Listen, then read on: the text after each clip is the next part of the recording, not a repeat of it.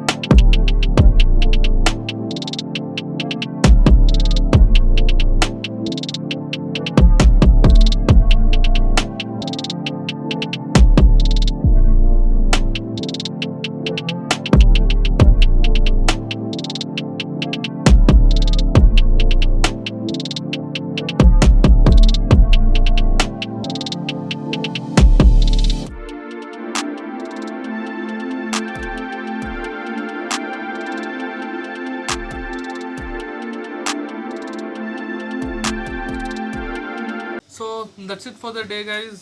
Next video అయితే ఇంకా ఇంట్రెస్టింగ్గా, ఐ మీన్ మీకు ఇంట్రెస్టింగ్ ఉందో లేదో నాకైతే తెలియట్లేదు, బట్ నాకైతే చాలా ఇంట్రెస్టింగ్ ఉంది.